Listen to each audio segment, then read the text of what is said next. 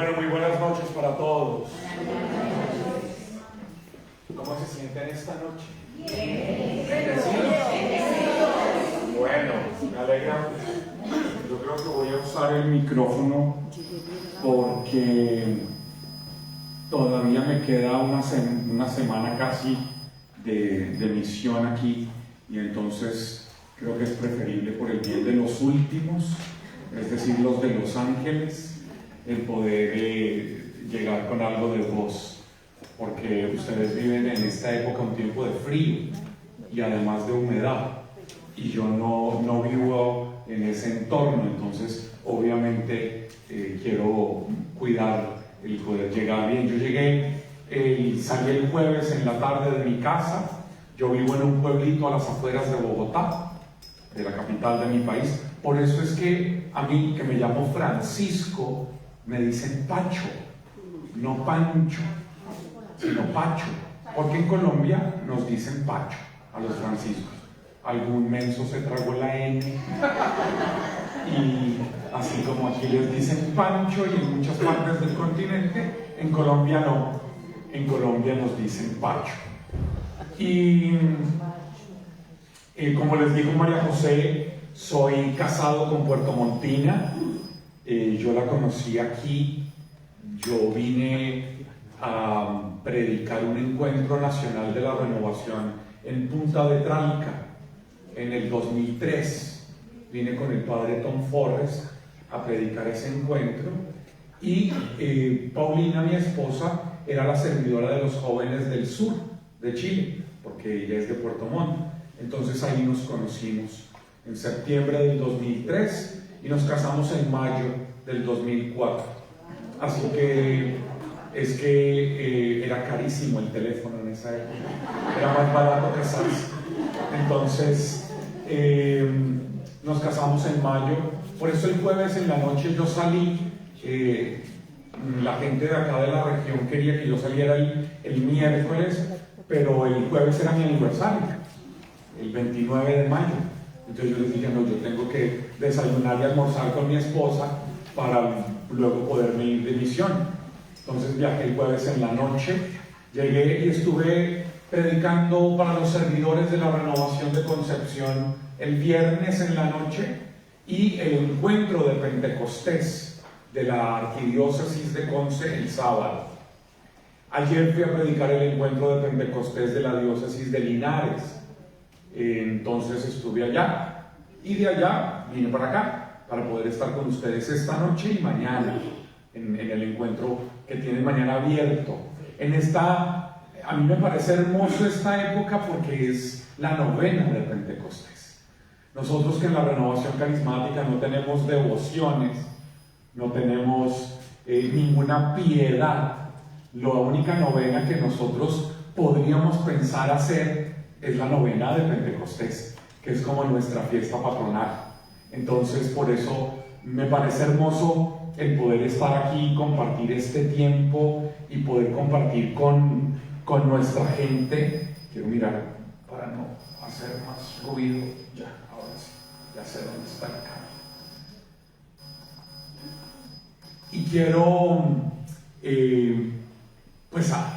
celebrar esta novena, este tiempo de Pentecostés con la gente. No, pero creo que eso tiene que ponerlo ahí. Sí, pero no me voy a sentar. Prefiero gastar mi voz en cambio de sentarme. Y así que estoy hoy y mañana con ustedes, y el miércoles voy para Santiago. Voy a predicar un encuentro en la Casa de la Renovación Carismática en Santiago el miércoles, y el jueves vuelvo para abajo y voy a predicar jueves y viernes en Chillán, y luego sábado y domingo en Los Ángeles, el Pentecostés de allá, de la Diócesis de Los Ángeles. Y el lunes, lo que quede de mí regresa a Santiago para viajar a Colombia el martes. Así que esa es esta semana de estos 10 días de misión aquí en Chile. Siempre es una alegría, pero hacía muchos años no venía a la región centro-sur. Estos últimos años había estado yendo a acompañar algunas realidades de la renovación carismática en el norte. Entonces había estado un par de veces en Iquique, en Antofagasta, en Arica. Vine el año pasado a predicar el Retiro Nacional de Sacerdotes de la renovación carismática que fue en La Serena. Así que no había tenido la dicha de bajar y de recorrer un poco esta región tan linda que es el Centro Sur, y Dios me da el regalo de poder hacerlo. Bueno, bien, los invito a que cierren sus ojos un momento, por favor, y que con sus ojos cerrados se tomen un instante para revisar cómo está tu vida hoy, pero de manera especial, porque me dijeron que ese era el énfasis de este día, tu servicio. Me dijeron que esta noche era una noche dedicada de manera especial para personas servidoras en su vida y servidoras en la iglesia y servidoras en la renovación. Y entonces es un buen momento para revisar cuál es tu comprensión sobre el servicio, cuál es tu comprensión del llamado que el Señor te ha hecho a servir.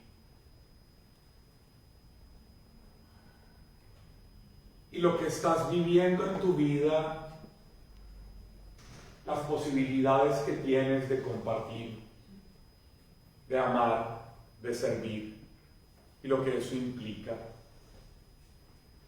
Señor, te quiero dar gracias por la vida de estas lindas personas servidoras que se han reunido en esta noche aquí, en este lugar de la catedral, profundamente insertados en la iglesia diocesana, pero con la mirada puesta en aquello a lo que tú nos llamas para hacer como iglesia, como corriente espiritual, pero sobre todo como personas con las que tú cuentas para servir, para acercarte a los demás. Te pido, Señor, como lo decimos en cada Eucaristía, que una palabra tuya basta para sanarnos, que tu palabra nos sane de aquello que nos impide servir a tu manera y parecernos más a ti.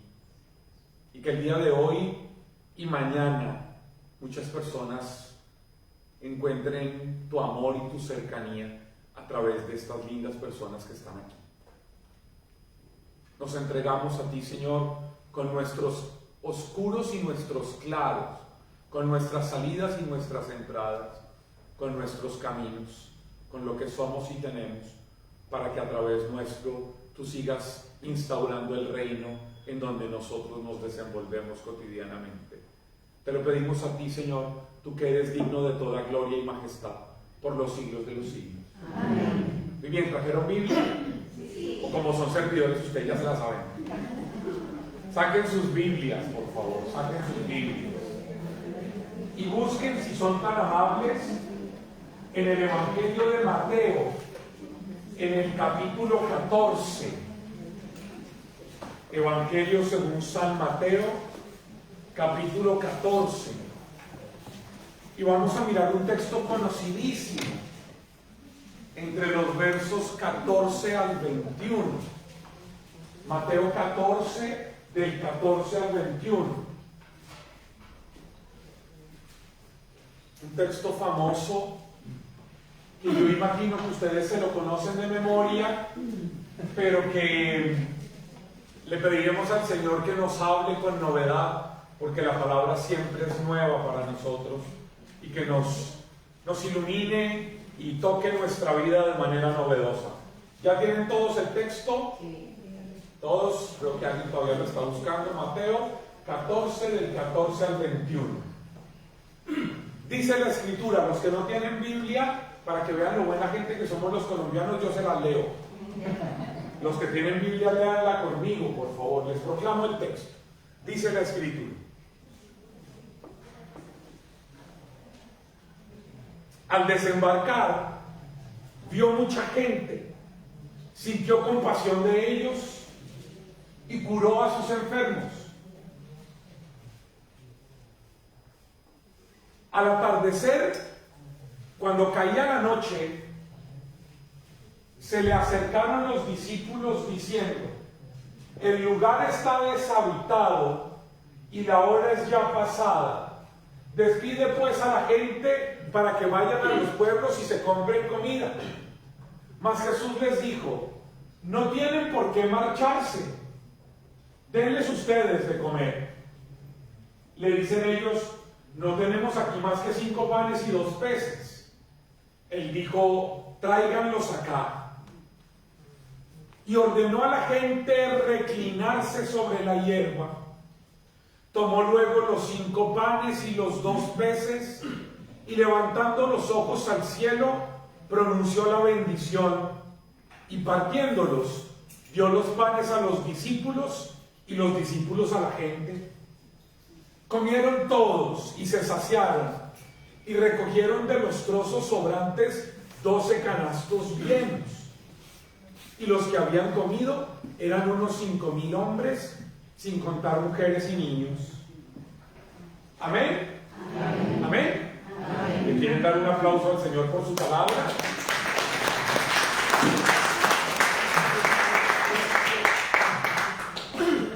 Muy bien.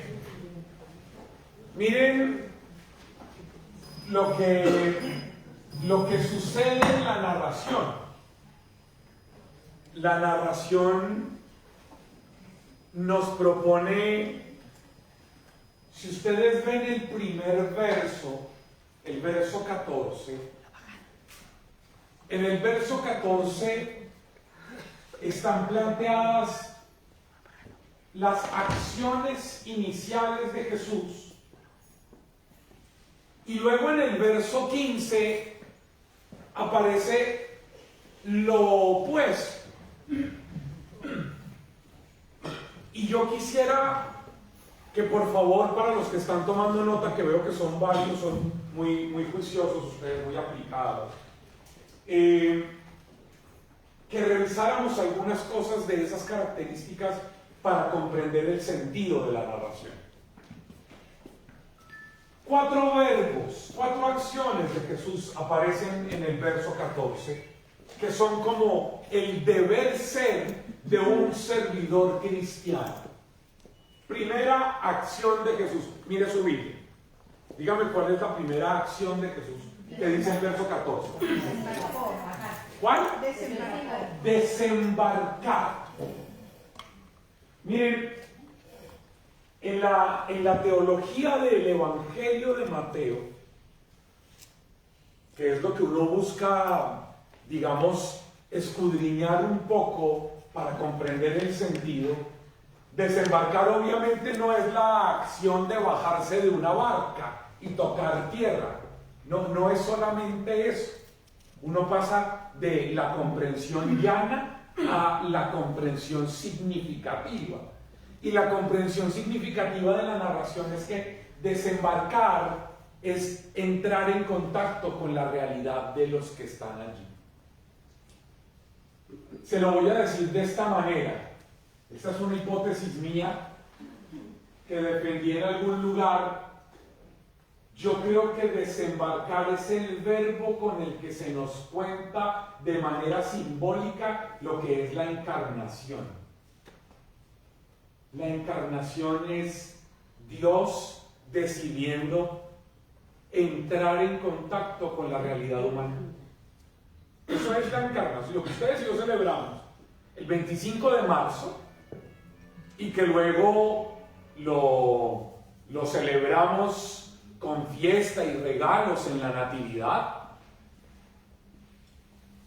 En el sentido del misterio de Dios, es Dios que, como dice la carta a los Filipenses, no haciendo alarde de su condición divina, decidió anonadarse, abajarse y tomar la condición humana. Eso es Dios que decidió desembarcar. Así que el primer verbo que debe caracterizar a aquellos que quieren ser servidores de Dios es yo debo salir de mi burbuja y desembarcar, entrar en contacto, poner los pies en el mismo lugar donde está la gente para poder comprender la realidad de aquellos a los que yo voy a servir. Desembarcar, se los voy a decir ustedes me imagino que son servidores y recuerdan, ¿se acuerdan ese texto del libro del Éxodo en el capítulo 3? Cuando Dios se le revela a Moisés a través de la zarza. ¿Se acuerdan? De una zarza que ardía y no se consumía. Y que cuando Moisés se da cuenta que, a diferencia de las otras zarzas que estaban ardiendo y que se fueron agotando y se consumieron, había una que no se agotaba, que no se consumía. Y le llamó la atención. Y Moisés se va a acercar. Cuando se va a acercar, Dios le habla. ¿Se acuerdan qué le dice Dios? Sí. ¿Qué le dice? Descálzate. No, lo primero que le dice es Moisés. Moisés. Pues no le iba a decir Gonzalo. No. Le dijo Moisés. ¿Por qué? Porque le está diciendo, yo te conozco. Yo sé cuál es tu historia. Yo sé cuáles son tus limitaciones. ¿Se acuerdan que él era que ¿usted se imagina una predicación de Moisés? Queridos mamá. ¿Usted se imagina a Moisés avisando que viene el ejército?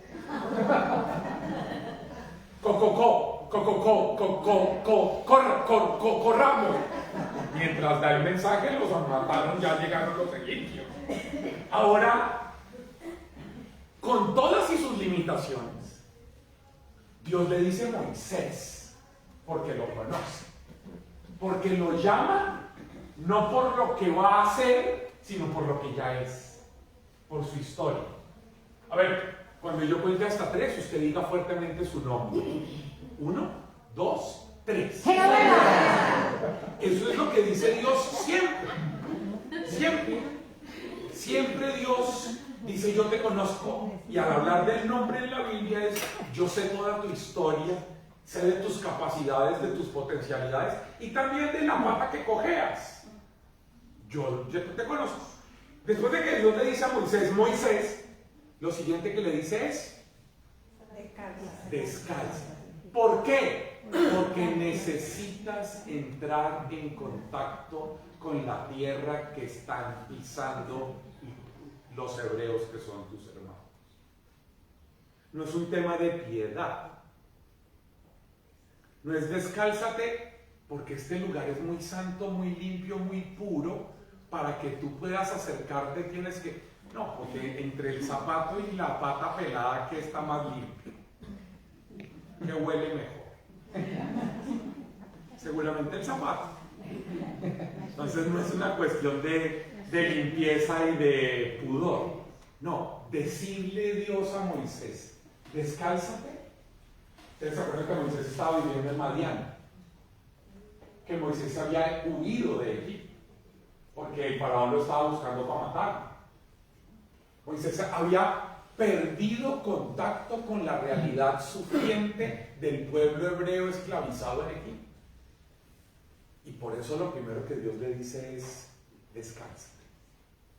Descálzate es, vuelve a vincularte existencialmente con los tuyos. ¿Cómo lo dice Mateo? Desembarcar. El Éxodo dice descalzarse. Mateo dice desembarcar. Desembarcar es entrar en contacto existencial con la realidad de los tuyos. Así que dígale por favor a la persona que está a su lado, si quieres ser un buen servidor, tienes que desembarcar. Dígale.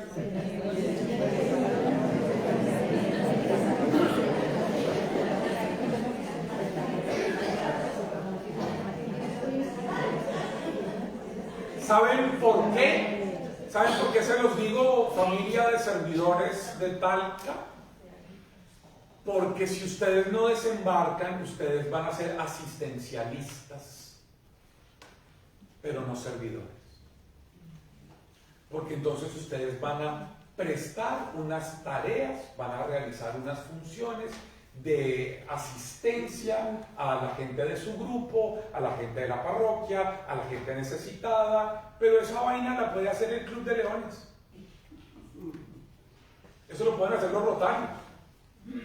Eso lo pueden hacer los Boy Scouts. Pero eso no es servir. Cristianamente no.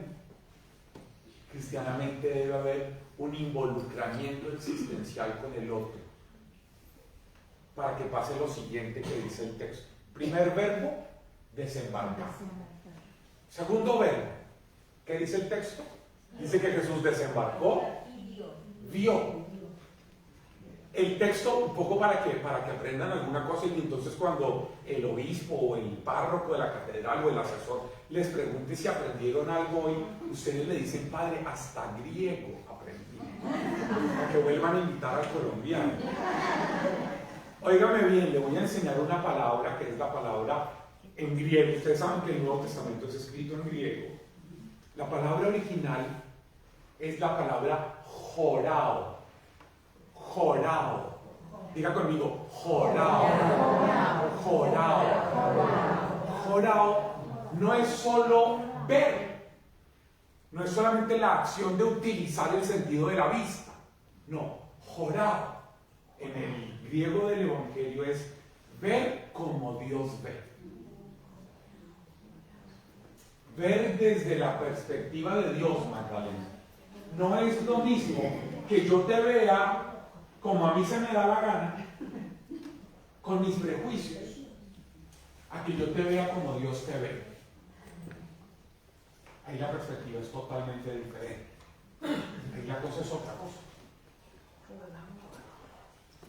Jorao, que es el verbo que está ahí, es Jesús desembarcó y entrando en contacto con la realidad de la gente que estaba ahí, los vio como Dios los ve.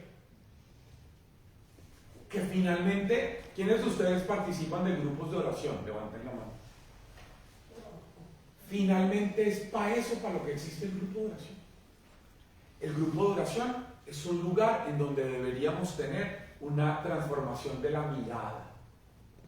Porque en el grupo de oración lo primero que deberíamos hacer, o que ustedes ya hacen, es que empezamos a ver a Dios de otra manera.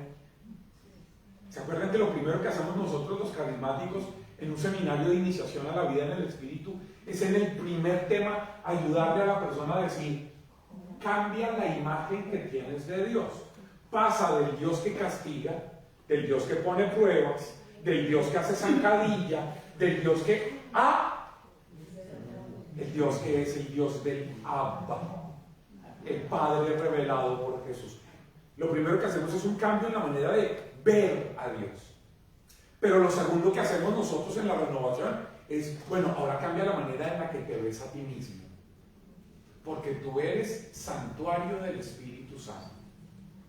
Porque tú eres lugar donde habita Dios. Y entonces esa persona que tiene pésima autoestima, a la que le dijeron maldita sea la hora en que naciste, a la que le dijeron tú eres lo peor que me ha pasado, a la que la maltrataron, a la que abusaron, a la que golpearon desde pequeña a sus papás, a la que cuando llega la experiencia nuestra, empieza ella a verse de otra manera. ¿Cómo se empieza a ver? Como Dios la ve. Pasa de verse como una maldita sea tu historia, eres lo peor que ha pasado, a Dios todo lo hace bien. Y si tú eres hechura de Dios, entonces tú eres buena, bella, valiosa, importante, y empieza a cambiar. Eso es lo que llamamos nosotros en el seminario la vida nueva. La vida nueva es que mi manera de verme a mí mismo es transformada, porque paso de verme como los demás hicieron que me viera, con todas las cosas que me hicieron desde chiquito, a empezar a verme como Dios me ve, y cambia la manera de ver. Pero tercero, cuando yo cambio la manera de ver a Dios, cuando yo cambio la manera de verme a mí mismo, entonces empiezo a cambiar la manera de ver mi realidad. Y entonces ya las situaciones difíciles, la enfermedad, la pérdida, el duelo, el dolor, los sufrimientos se convierten en oportunidades salvíficas. porque hay una resignificación de mi realidad. Entonces cambia la manera de ver mi entorno. Y por último, cambia la manera de ver al otro. Y entonces ya no es esa desgraciada de mi suegra infeliz, el guatón pelado del desgraciado de mi marido, la infeliz de mi nuera. No, ya cambia la manera de ver. ¿Y cómo lo sé? Porque empieza a cambiar la manera de relacionarme, de tratarme, de vivir con el otro. ¿Y cómo decimos eso en el seminario de iniciación a la vida en el espíritu? Conversión. ¿Entienden las lógicas que hay detrás del seminario? Es posible que ustedes dicten seminarios y nunca se hayan puesto a pensar en las lógicas que hay detrás. Las lógicas que hay detrás, que son unas lógicas profundamente antropológicas, profundamente humanas. Cambio mi manera de ver a Dios, de verme a mí mismo, de ver mis circunstancias, de ver al otro, y las relaciones son transformadas. Eso es lo que está detrás de un seminario de iniciación. Y eso solo es posible por la acción del Espíritu. Solo es posible.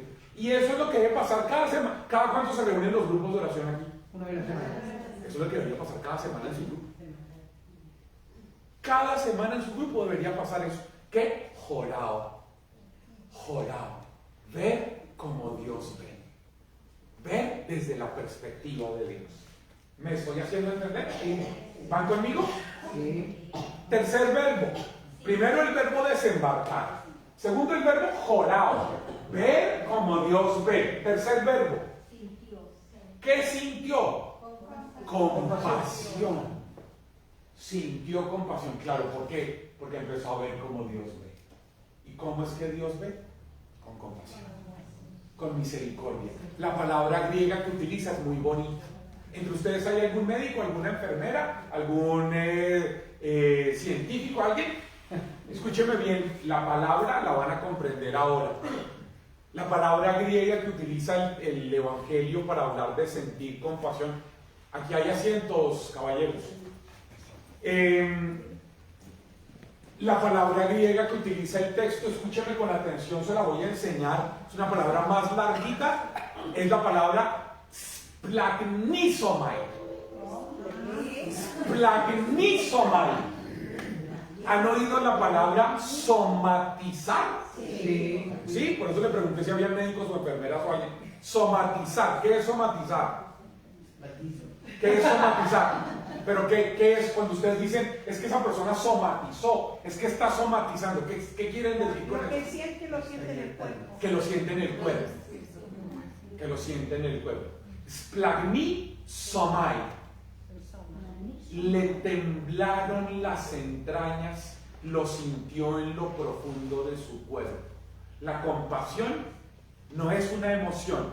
La compasión es que literalmente, si lo tradujéramos del griego al castellano, le temblaron las entrañas, como lo que siente una madre por sus hijos.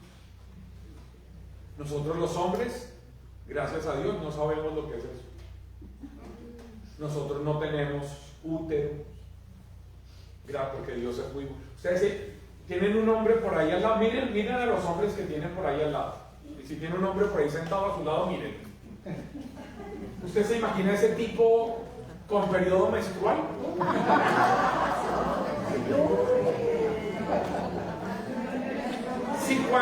Si cuando le da gripa cree que está agonizando. Ahora imagíneselo ovulando. Se hubiera extinguido la raza. No hubiéramos llegado los hombres a tener 13 años de edad. Nosotros los hombres no sabemos lo que es sentir por dentro en las entrañas. Las mujeres sí. Eso significa splagnisomai. Splagnisomai. Porque viene de una palabra hebrea que es la palabra raham. Diga conmigo, raham. Raham. Como si lo escribieran L-A-H-A-M. Raham. Raham. ¿Saben qué significa raham en hebreo? Significa misericordia. Pero, ¿saben qué significa literalmente raham en hebreo? Útero. Útero. Entonces, imagínate el problema de los que escribieron el Nuevo Testamento en griego, diciendo que Jesús sintió útero. ¿Cómo iban a poner a Jesús a decir que sintió en el útero? Iban a decir que Jesús era hermafrodita o algo por el estilo. Entonces ellos lo traducen el raham del hebreo, que significa útero, que significa misericordia. Lo traducen por splagnisomai, y es sentir físicamente una conmoción interior al ver la necesidad del otro. ¿Y cómo reducen ese término? Compasión. ¿Cómo lo sintetizan? Compasión. ¿Pero me entienden lo que significa? Lo importante es lo que significa. Jesús desembarcó, jorá, esplagnizo, sintió conmoción interior, lo que siente una mamá cuando ve sufrir a su hijo. Es la mejor manera de describirlo. ¿Quiénes de ustedes tienen hijos? Levanten la mano los que saben que tienen hijos. Claro, las mujeres levantan la mano así. Y vieron los hombres levantaron la mano así. No había tanta gente en esas fiestas patrias. Y entre cueca y pisco. Óiganme, ustedes y yo que somos padres de familia, sabemos lo que se siente el dolor de un hijo, la angustia por un hijo. Yo he conocido en mi ministerio personas sufriendo enormemente porque dicen que no hay un dolor más grande que la muerte de un hijo. En Concepción conversé con un coterráneo mío, un colombiano, que su hijo murió el año pasado y tenía 17 años.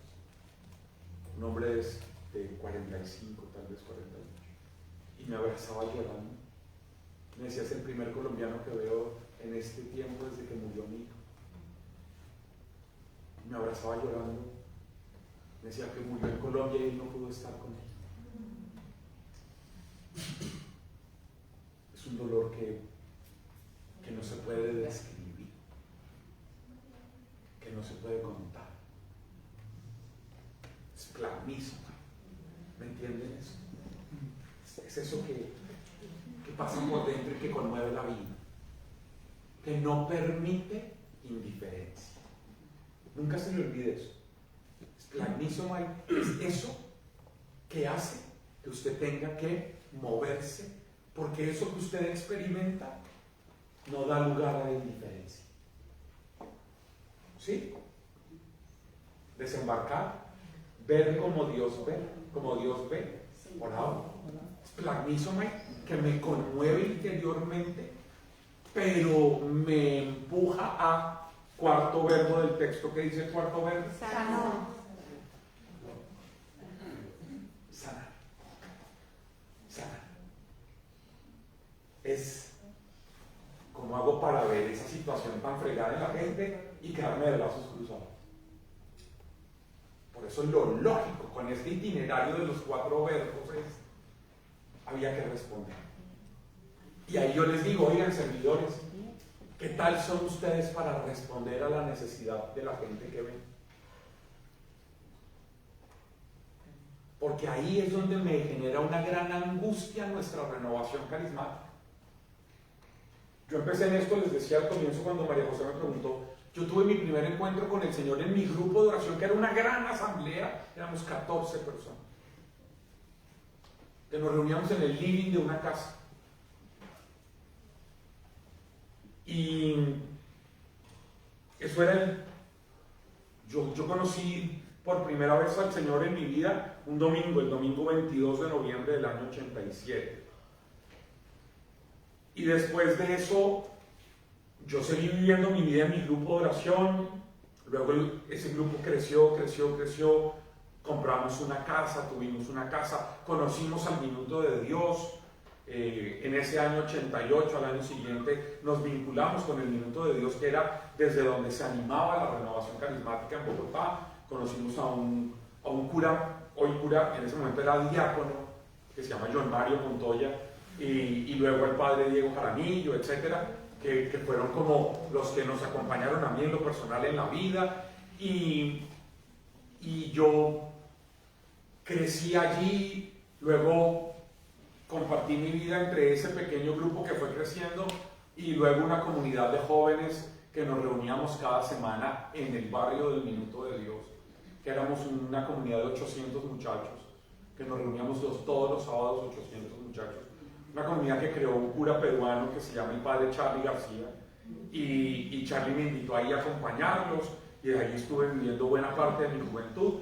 Y luego de eso, estando en medio de eso, pues yo estaba vinculado con la coordinación de la renovación desde la Escuela de Evangelización del Minuto, y a partir del año 92 el padre John Mario me mandó a ir a predicar, y yo empecé a salir de mi casa, a salir de Bogotá. La primera vez que yo salí a predicar fue en Semana Santa del año 92, estando todavía en el colegio, y a partir de ese momento empecé a viajar, hice parte de la coordinación de los jóvenes de mi ciudad, de mi región, de mi país. Y luego, cuando ya conocí, por ejemplo, a María José, porque yo estaba a cargo de la creación de la Secretaría de los Jóvenes de la Renovación en el continente, en el CONCLA, que tuvimos que crear la Secretaría de Jóvenes para acompañar los procesos de jóvenes de la renovación en América Latina. Por eso llegué aquí, a Chile, haciendo una avanzada a comienzos del 2003, fue la primera vez que vine. Y a donde voy, y a donde he ido en estos años, empezando por mi ciudad, mi diócesis, mi región, mi país, me encuentro un montón de gente en renovación carismática que somos muy buenos para orar, que somos buenos para levantar las manos, que somos buenos para predicar, que somos buenos para hacer oraciones, pero que cuando encontramos la necesidad de la gente, le respondemos un poco fanáticamente. Entonces viene una persona y nos dice, pero Pacho, es que en mi casa no hemos tenido con qué pagar el recibo de la luz, no hemos tenido cómo hacer mercado, estamos pasando una situación muy difícil. Y yo me volteo, que soy el coordinador del grupo, y le digo, Catalina, tú que eres la coordinadora del Ministerio de Intercesión, ¿cómo es tu nombre? Blanca. ¿Blanca qué? Fernández. Blanca Fernández. Apunta ahí en la lista, Blanca Fernández no tiene con qué comprar el mercado ni con qué hacer el pago del servicio de la luz para que el jueves en la reunión de intercesión oren por ella. Y la señora Blanca Fernández sale y se va pensando, y cuando me toque pagar el recibo de la luz digo que Dios le pague. Y cuando llegue al supermercado le digo que le pago el pan, la leche, las verduras con un Padre Nuestro, con un Ave María. Porque lo que me respondieron en el grupo carismático ante mi necesidad concreta fue una respuesta espiritualista.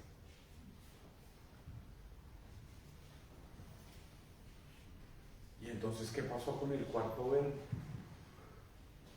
Si servir, de acuerdo a este texto, es responder realmente a las necesidades reales de gente real. Es responder concretamente a las necesidades concretas de gente concreta. Porque Jesús desembarcó, vio a la gente, sintió compasión. ¿Por qué sintió compasión? Porque la gente tenía hambre, porque la gente estaba enferma. ¿Y qué hizo Jesús? Lo primero fue ir y sanar, dice el texto.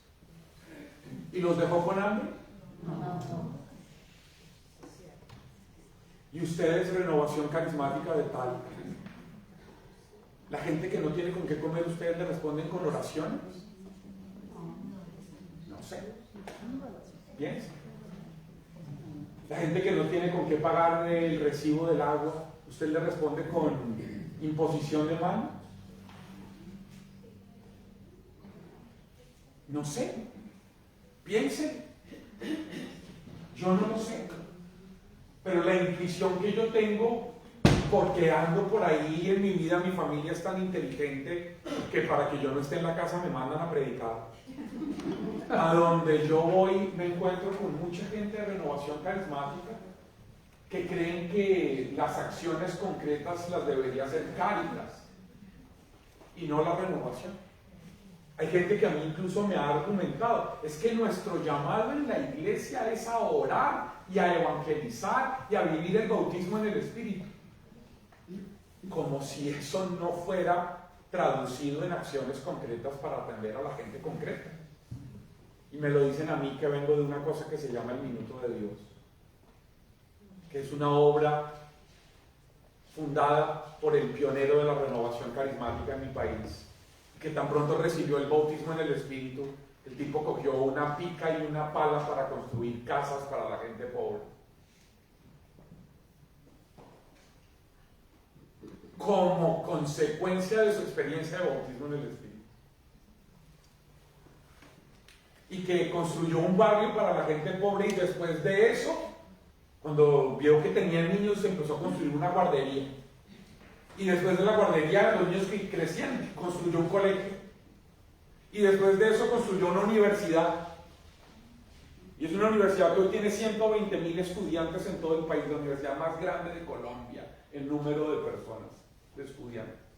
Pero además de eso construyó, como la gente se enfermaba, un centro de salud en cada lugar. Hoy por hoy hay barrios en el 60% del país. ¿Producto de qué? De la experiencia de bautismo en el Espíritu. ¿Usted se imagina que al padre Rafael García Herreros, cuando llegaran a decirle, pero padre, es que mi familia y yo estamos viviendo debajo de un puente, él dijera, ingiri, sandara, baracararandarandara, ve con Dios?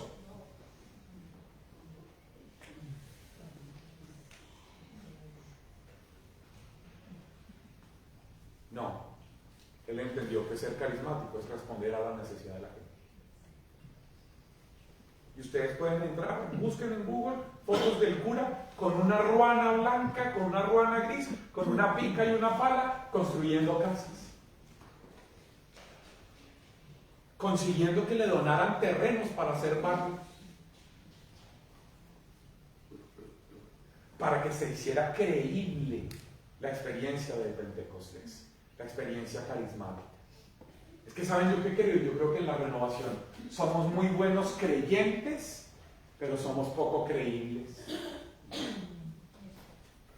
Somos buenos creyentes, cantamos, aplaudimos, bailamos, oramos, predicamos, evangelizamos, imponemos manos, pero a la hora de la hora, cuando hay gente inmigrante,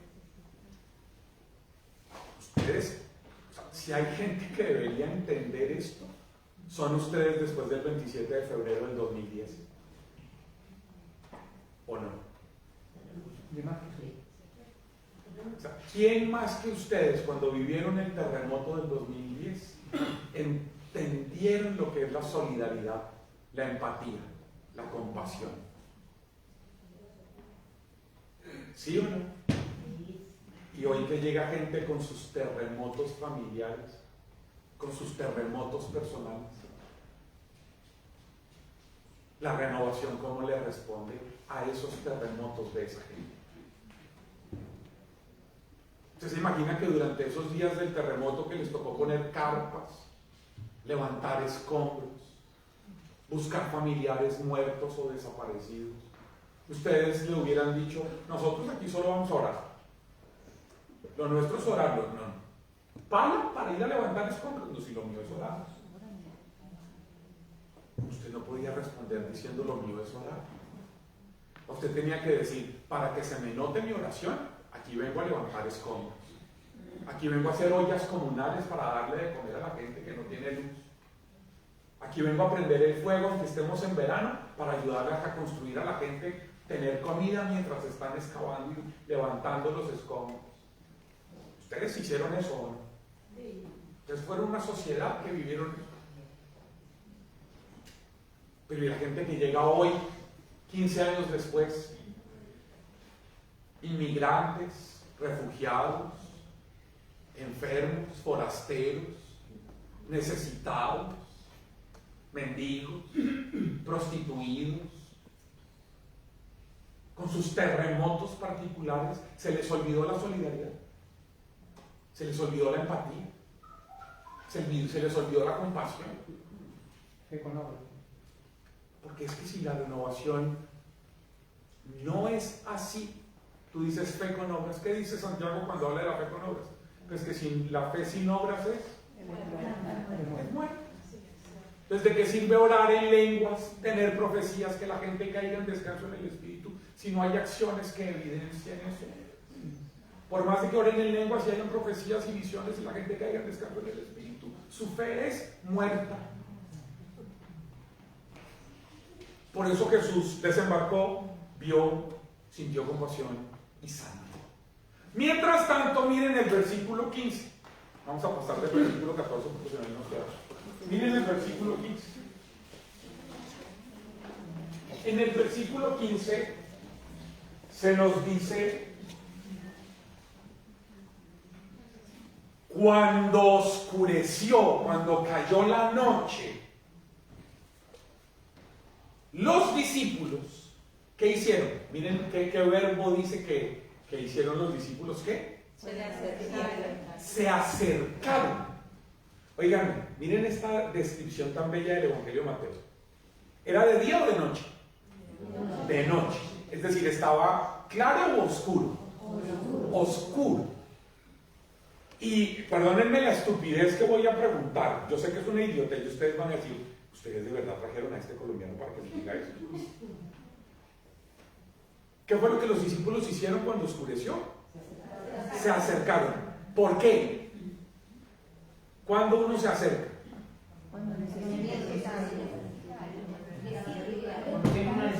No, ustedes son demasiado profundos. Uno se acerca cuando no está cerca.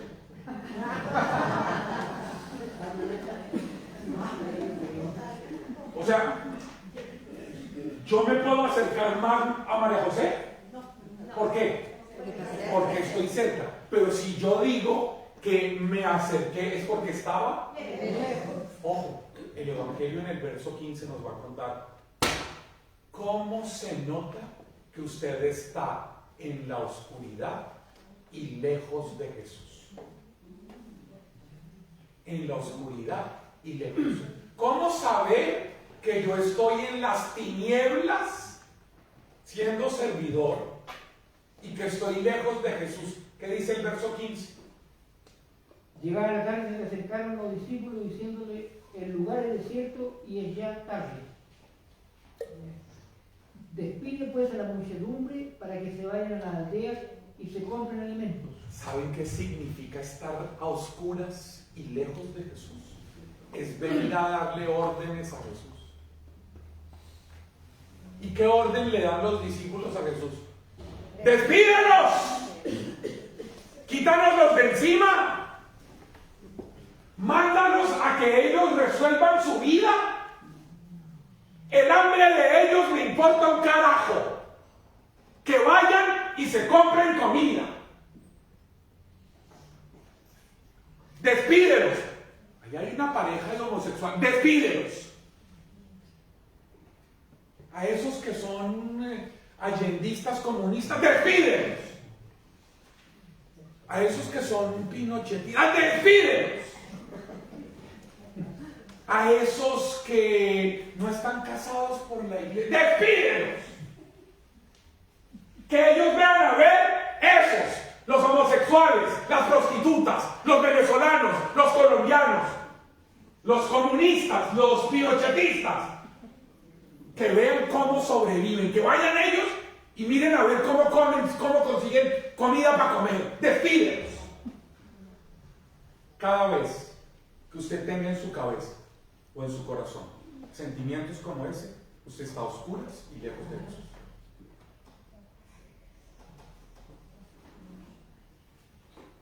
El texto dice que ellos a oscuras se acercaron a Jesús para darle órdenes a Jesús, diciéndole: nos importa un carajo la realidad de la gente, no nos queremos involucrar con ellos, despídelos. Mándanos a que ellos busquen comida y resuelvan.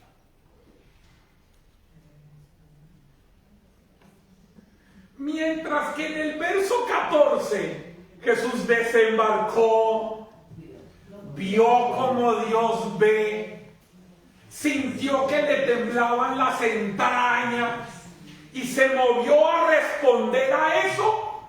Los discípulos, todo lo contrario. Los servidores del grupo de oración de Jesús, todo lo contrario. La grandiosa idea de los servidores del grupo de oración de Jesús es: aleja esta parranda de gente, lesbianas, prostitutas, inmigrantes, allendistas, pinochetistas, de Colo Colo, de la U. Aléjalos, quítanoslos de aquí, que aquí estamos solo los buenos, puros, puritos, carismáticos, que oramos en lenguas, que predicamos y orinamos agua bendita.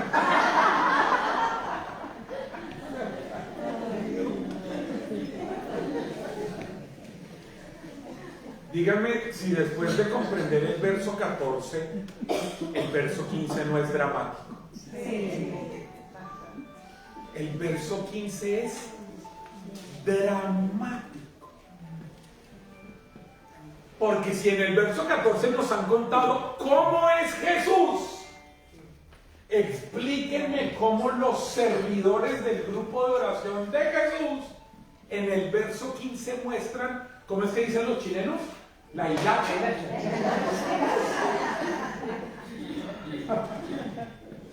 Es una cosa dramática. Dramática.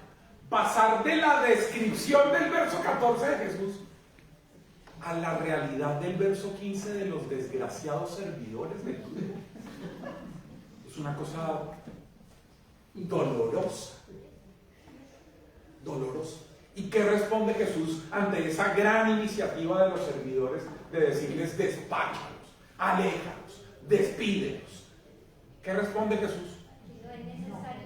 No tienen por qué marcharse. A mí esa respuesta de Jesús me conmociona la vida. Porque es que usted viene y le dice: Señor, despide a esa par de lesbianas y de gays y del LGTBIQ+. Y Jesús dice: no tienen por qué marcharse. Pero despide a esos que están unos convivientes, que no están casados con la iglesia. ¿Y qué responde Jesús? No tienen por qué marcharse. Pero es que son comunistas, allendistas, el pueblo unido, jamás será. No tienen por qué marcharse. Pero es que son pinochetistas de ultraderecha. No tienen por qué marcharse. Pero es que son una amenaza, son venezolanos, son colombianos. No tienen por qué marcharse.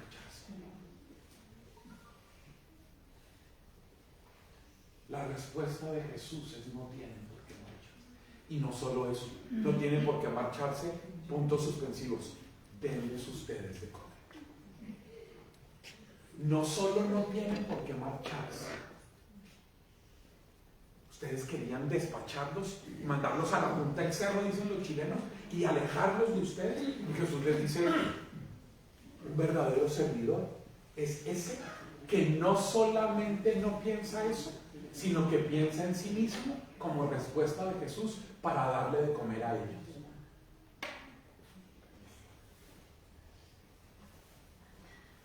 Oiga, usted es de esos que cuando está en la iglesia se cree que es de mejor familia de algunos que están llegando y que usted dice: padre, la señora que hizo la primera lectura, ella no está casada por la iglesia. Usted no la puede dejar a ella leer la primera lectura. Padre, ese muchacho que hizo las municiones, lo conocemos desde que era un cabro chico. Y nunca le hemos conocido un novio, una novia. Nunca lo hemos visto colorear con... Pero le conocemos muchos amigos. ¿Usted es de esas personas? ¿Usted es de esos que se cree, como decía el Papa Francisco, la aduana del espíritu? La aduana del espíritu. Que usted es de esos que se cree que usted es el que puede decirle a quién sí y a quién no entrar. Usted es de los que se cree que usted tiene el termómetro moral para decidir quién sí es digno y quién no. Porque usted viene a misa, porque usted va a grupo de oración, porque usted reza el rosario, porque usted lee la Biblia, porque usted tiene el don de orar en lengua, usted cree que usted sufre de ese mal síndrome de la superioridad moral religiosa y puede mirar en menos a los demás. ¿Y qué responde Jesús? No tienen por qué marcharse. No tienen por qué marcharse. Denles ustedes de comer. ¿Y saben que el texto nos revela cuál es la verdadera realidad de por qué los discípulos servidores querían decirle a Jesús eso? Cuando Jesús les dice, denles ustedes de comer, ¿ellos qué le dicen a Jesús? ¿Qué le dicen? Solo tenemos 5 panes y 2 peces. Solo tenemos 5 panes y 2 peces. Ellos ya habían mirado la lonchera. ¿Y cuántos eran los apóstoles? 12, por decirlo menos. ¿Lo que tenían les alcanzaba para ellos? ¿Sabe qué pasa? ¿Sabe cuándo usted se cree mejor que los demás y cuándo quiere que los demás se vayan? Cuando usted está hablando desde sus carencias y su pobreza. Ellos no tenían ni para ellos, ellos eran carentes. Ellos eran unos pobretones. Tenían apenas 5 panes y 2 peces y ellos eran un montón. Imagínense lo que tragaba Pedro, o Mateo, o Simón el Celote. No alcanzaba ni para ellos. ¿Saben cuándo yo quiero decir? Que esta vieja no entre, que esta vieja no vaya, que este viejo no vaya, que esta... Cuando estoy hablando desde mis carencias. Cuando estoy mostrando la hilacha de mi pobreza existencial. Cuando miré mi lonchera existencial y vi que no tengo, y entonces como no tengo, empiezo a despachar a los demás, a rechazar a los demás, a marginar a los demás. Ellos ya habían mirado a la lonchera y se habían dado cuenta lo carentes que eran, lo vacíos que estaban, vacíos, lejos y a oscuras. Vacíos, lejos y a oscuras. Y con todo y eso, eran los servidores del grupo de oración. Díganme si el texto no es profundamente revelador. Lo que pasa es que ustedes me dijeron que ya lo habían leído ese texto y que se lo sabían de memoria.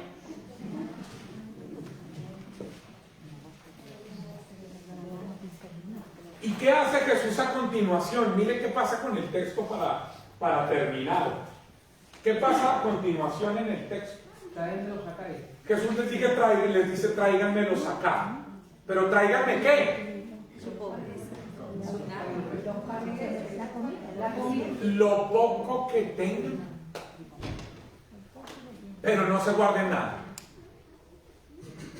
Ojo. Jesús les dice, tráiganme todo. Tráiganme sus prejuicios, sus preconceptos,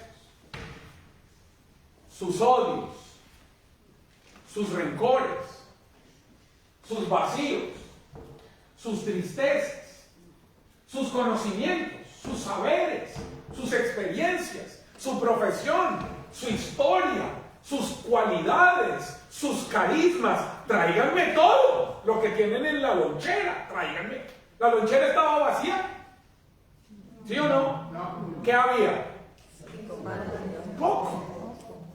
¿Pero estaba vacía? No. Dígale a la persona que está a su lado, tu lonchera no está vacía. Tu lonchera no está vacía. Tu lonchera no está vacía.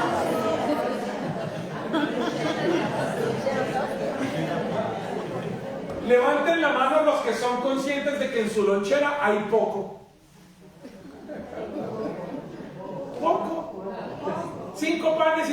eso era mucho? ¿Y para esa cantidad de gente? Era poco. Menos. ¿Pero estaba vacía? ¿Ustedes de los que ven el vaso medio lleno o medio vacío? Este está aquí, no en el vaso. El problema está aquí. No sé usted cómo lo ve. Está aquí. La lonchera tenía poco para tanta gente. Pero Jesús, ¿qué les dijo? Tráiganmela para acá. Tráiganme lo que tenga. Lo que tenga. ¿Te imaginas qué olía esa lonchera con ese par de pescado? Y Jesús dijo, tráiganmela, así te huele a mal. Tráiganmela. ¿Y qué hace Jesús? Mire, siga leyendo. ¿Qué hace Jesús? Ahí hay un dato que es de lo más importante que le voy a decir hoy. Y mandando a la muchedumbre que se recostara sobre la hierba. Ojo, y mandando a la muchedumbre que se recostara. Si en su Biblia no dice recostar, tache y corrija, porque su Biblia no tiene una buena traducción. Puede decir reclinar o recostar, no acomodar ni sentar. Porque ahí está la clave. Escúcheme bien. Le voy a enseñar algo para que usted cuando venga el párroco y le pregunte, diga, padre, no solamente el griego. Me enseñaron al hebreo también, Raham. Y además de eso me enseñaron sociología de la época de Jesús. Escúcheme bien. Y Jesús ordenó que la gente, ¿qué hiciera? Se recostara o se reclinara. Mírenme acá. ¿Han visto esas películas de época en donde los reyes están así y los están abanicando? ¿Sí? ¿Sí han visto esas películas? Óiganme, ¿saben qué? Aprendan esto.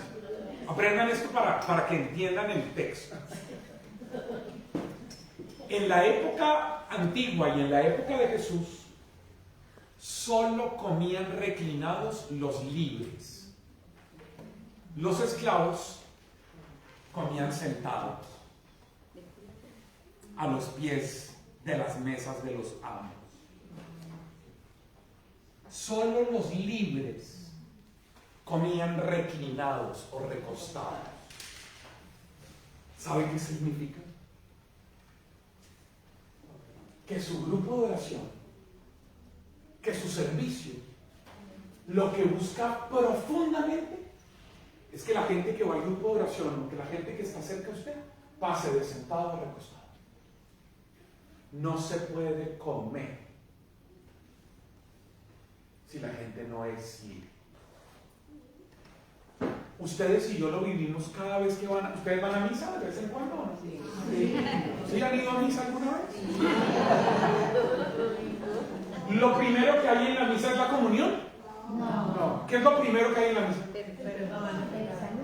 El acto penitencial. Después del saludo, claro. El acto penitencial, el perdón. ¿Por qué?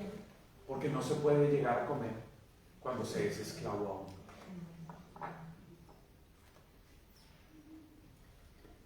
Ustedes tienen la tarea de prestarle su servicio, su vida, sus manos a Jesús para que la gente pase de sentada a recostada, para que la gente pase de esclava a libre. Yo conozco un montón de servidores de la renovación y de la iglesia, ministros de la Sagrada Comunión, lectores, visitadores de enfermos, catequistas, miembros de equipos de servicio de los grupos, que no se hablan con su hermano de sangre, que no los visitan, que no perdonaron a sus papás, que llegan a casa y siguen permitiendo que su marido las golpee, que llegan a casa y siguen golpeando a sus hijos, gritando, maltratando, hiriendo. Y son catequistas, ministros extraordinarios, servidores, disque de intercesión. Pero si se supone que no se puede comer Usted puede compartir el pan estando sentado, porque hay que primero pasar a ser recostado.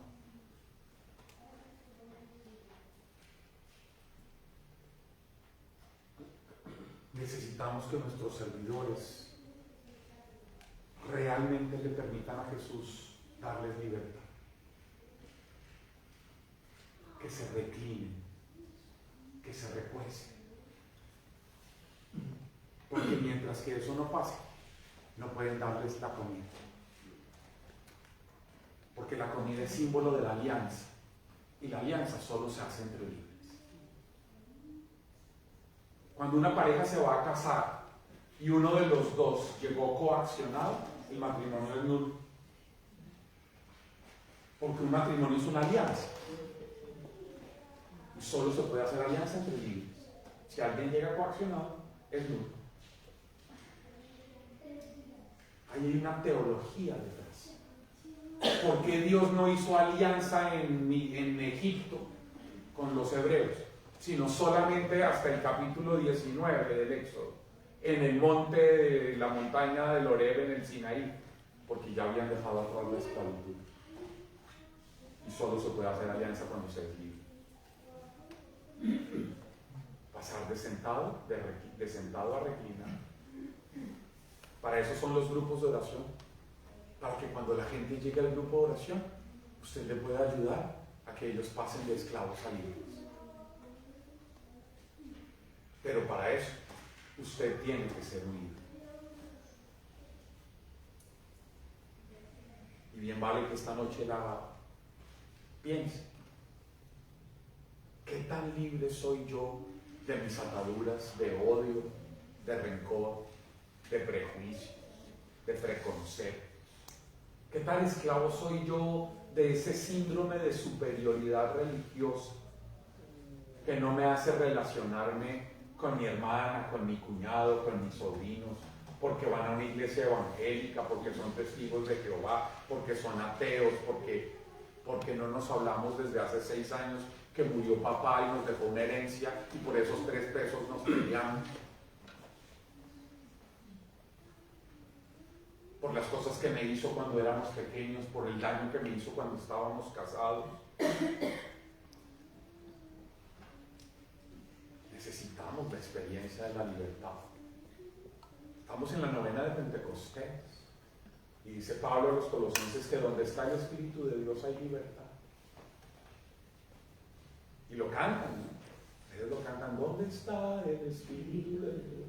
Hay libertad, ¿no? Y si no hay libertad, ¿cómo se le nota el Espíritu? Dice que Jesús hizo porque el que da libertad es Él. Dice que Jesús hizo que la gente se reclinara. ¿Y qué pasaba con los desgraciados servidores que tenía ahí, que querían echar a la gente? ¿Qué pasó ahora? ¿Qué sigue diciendo el texto?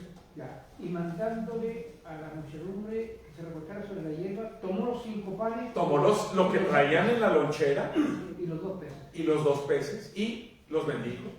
Y alzando los ojos al cielo, bendijo y partió los panes y se los dio a los discípulos. Y se los dio a los discípulos. Y estos a la muchedumbre. ¿Usted se imagina esa situación? Pedro y Mateo y Felipe y Andrés que vinieron con la gran idea de decirle: despáchalos, quítanoslos de encima, aléjalos. Y 2 versículos después vienen: disculpe, doña María José, aquí le tengo a nadie. ¿Saben cómo se llama ese tránsito en esos 2 versículos? La segunda conversión de los servidores. ¿Ellos querían acercarse a la gente inicialmente? ¿Sí o no? ¿Y qué hicieron? Se acercaron. Ellos terminaron desembarcando, entrando en contacto con ellos. Y cuando ellos empiezan a involucrarse y a acercarse con doña lesbiana, don gay, don Allende, don Pinochet, se empiezan a dar cuenta que están repartiendo y sigue, y no deja de haber. Y no deja de haber. Y viene y le dice, disculpe doña testiga de Jehová, aquí le traigo esto. Y empiezan a untarse de esa cantidad de popó y pipí que ellos veían en la gente de la que querían huir, y empiezan a acercarse y a untarse de ellos que están reclinados, y se dan cuenta que ellos, los servidores, eran los que estaban sentados, que ellos eran esclavos de un montón de cosas que querían marginar a la gente. Y al servir, Jesús los liberó. Y al servir, Jesús los liberó. Y al servir, es decir, al involucrarse existencialmente con ellos, la venezolana y el colombiano que son una amenaza, al involucrarse con ellos,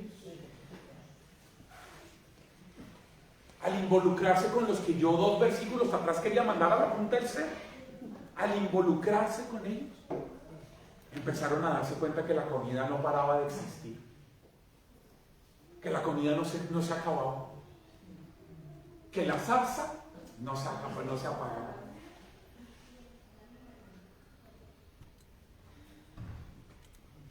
Y después de que, y el texto tiene 2 ideas maravillosas, y dice que todos comieron, es decir, ojo esto, comieron. ¿Qué significa comieron? Que sus necesidades básicas fueron atendidas. Pero además no solo dice que comieron, dice que se saciaron. Son 2 cosas en 2 niveles diferentes. Una cosa es comer, es decir, necesidades básicas cubiertas, pero otra cosa es saciar, que tiene que ver con dignidad. ¿Para qué servimos los servidores? Para atender la necesidad concreta y la dignificación. Comer y saciar. Comieron todos y se saciaron todos. Las lesbianas y los gays, los allendistas y los pinochetistas, los de Colo Colo y los de la U, los neoliberales y los comunistas, porque no tienen por qué marcharse, porque denles ustedes de comer, aunque inicialmente hayan tenido poco en la lonchera. Cuando son capaces de dar lo poco que tengan y que son, entonces se involucran con ellos y pasan del rechazo a la vinculación existencial, y cuando empiezan a vincularse existencialmente, comen y se sacian. ¿Y ahí termina? No. Y luego vienen estos mismos desgraciados servidores que ahora están convirtiéndose y vienen y, disculpe doña lesbiana, disculpe doña Allende, ¿quiere más? No, yo ya estoy satisfecha, ya me sacié, entonces deme lo que sobra. Y ahí pasan recogiendo lo que sobra.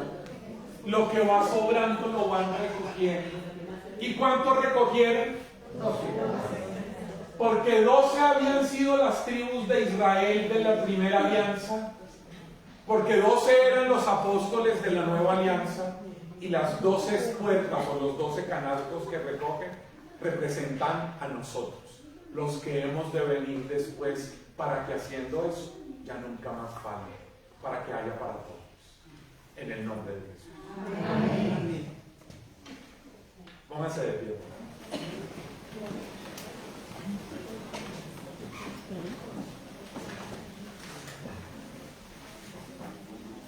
Y cierre sus ojitos un momento, por favor.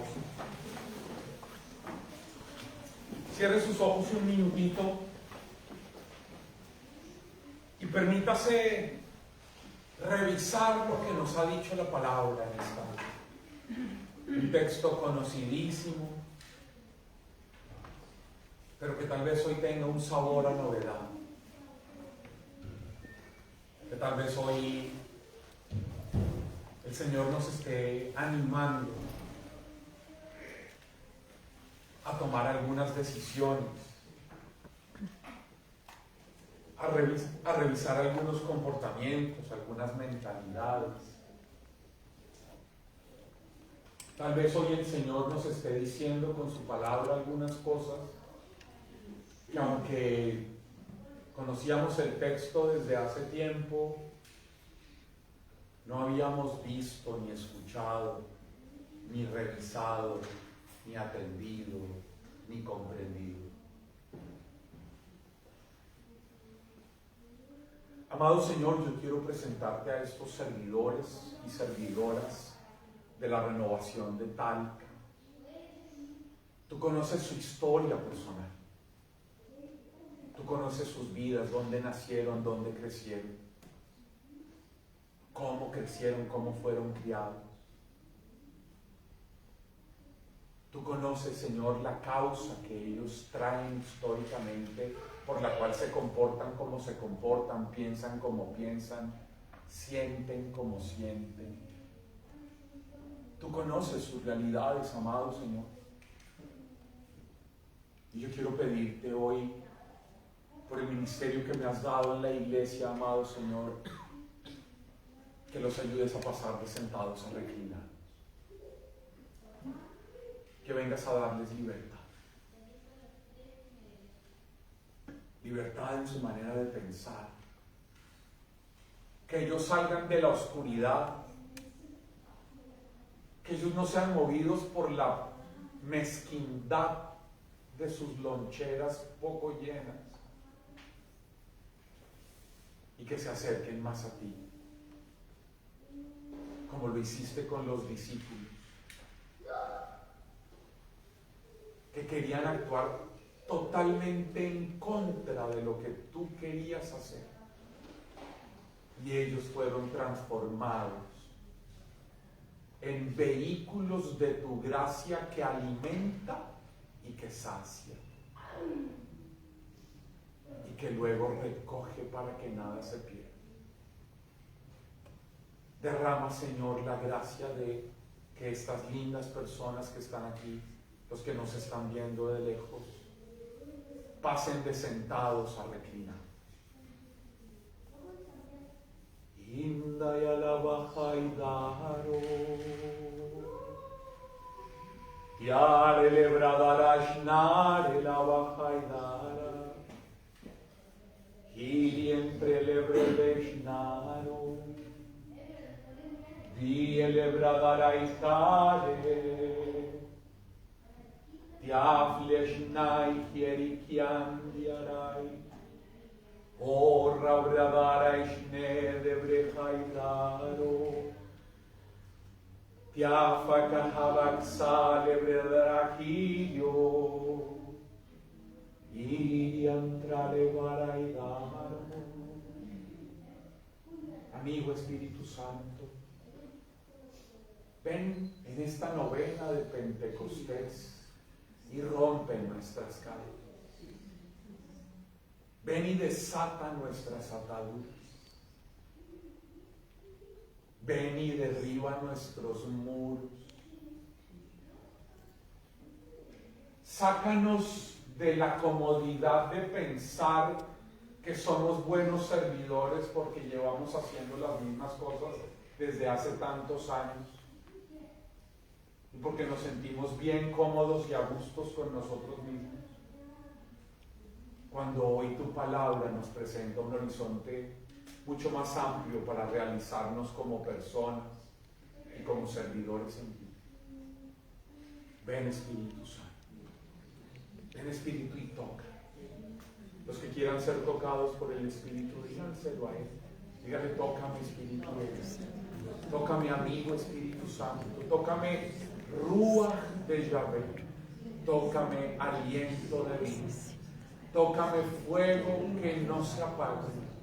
Tócame, viento que es casi imperceptible. Tócame, suave brisa. Tócame, huracán. Tócame, amor divino derramado como un manantial, agua del costado de Jesús. Tócame, Espíritu Santo. Iria la balainara, iria lebre de dinero. haidaro, Eidiana Nashnai, Idiala Reindaretano, Idiala Bradereindero, Idiala Vale Haidana, Discende, Durli Dushekina, Vieledreikara, Io la mai grande, oh Viashnare. Entre ustedes hay personas que se han sentido rechazadas desde sus familias, en el colegio, en la universidad, que las maltrataron. Y eso ha hecho que también sean movidas a rechazar a otras personas, a rechazar a personas de sus familias,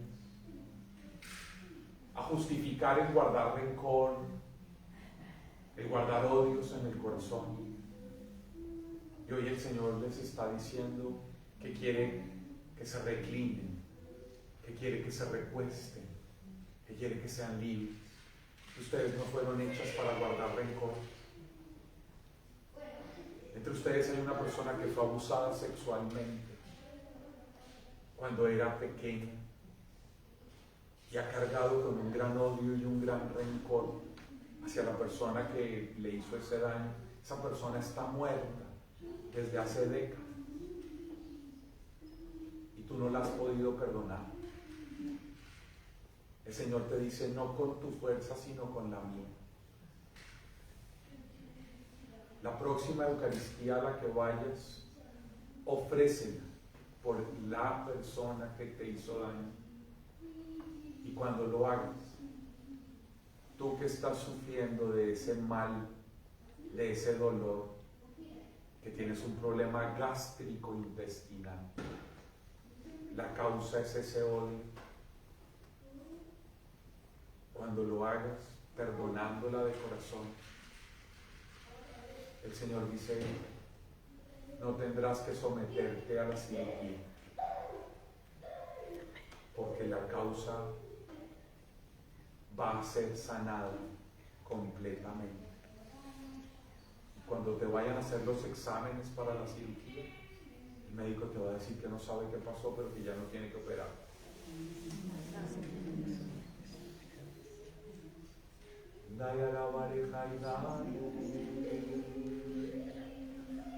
Iria la brava obre delle Kirian Ravanai, oye la Shinai di Arevalestino, oye Ravamano, y entre Neshne, Iria la Varai.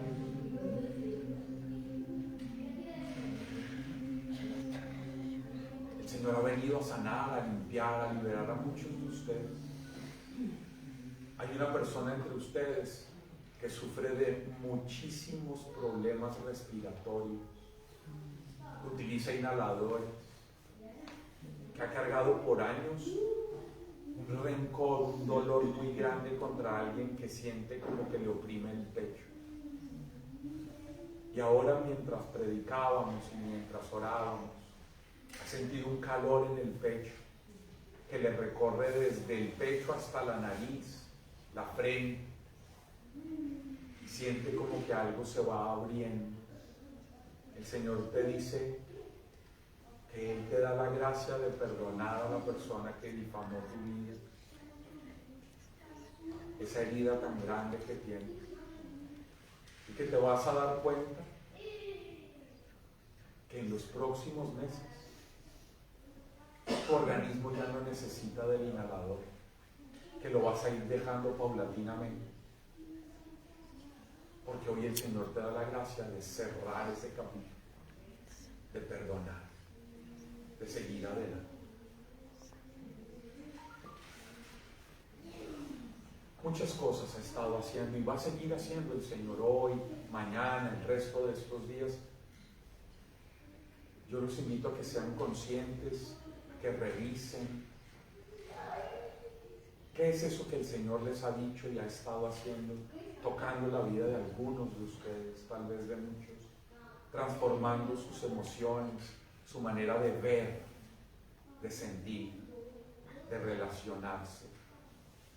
No para que sean mejores servidores, sino primero que todo para que sean mejores personas, más libres,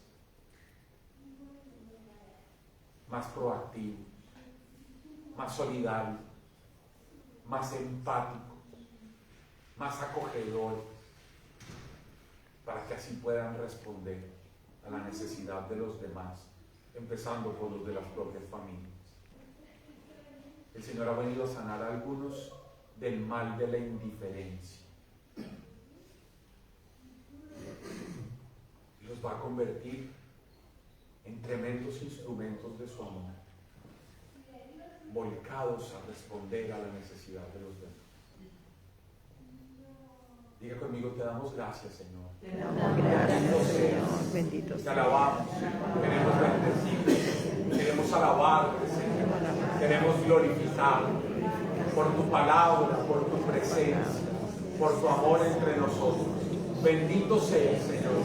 Aquí están los servidores de la Renovación de Talca que te alaban, que te bendicen, que te glorifican, que te exaltan. Recibe, Señor, esta alabanza. Santo eres tú Que por como en el siempre. Salmo de ayer podamos decir que el Señor asciende entre aclamaciones. Bendito seas, Señor. Levante tu voz. Dígale gracias. Dígale, tú eres grande, tú eres poderoso, tú eres digno de ser exaltado. A ti, Señor, la alabanza. Recibe nuestra adoración. Bendito seas, Señor. Tú que eres nuestra torre fuerte. Tú que eres la roca de nuestra salvación. Tú que eres nuestro más alto escondite. Tú que eres el agua fresca al que nosotros como la sierva recogimos. Bendito seas, Señor.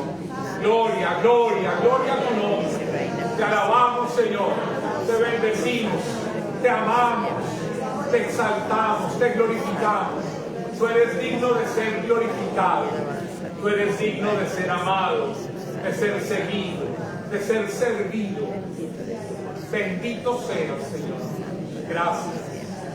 Gracias por tu amor entre nosotros. Bendito seas. Gracias. Le invito a que tome de la mano a la persona que tiene a su lado, su hermano, su hermana, a quien Jesús te dice, ella no tiene por qué marcharse. Él no tiene por qué marcharse. Más bien denles ustedes de comer. Preséntele la lonchera que tiene esa persona, lo poco que es todo lo que tiene, para que Jesús alimente y sacie a tantos que lo necesitan. Padre nuestro, Que estás en el cielo, santificado sea tu nombre. Venga a nosotros tu reino.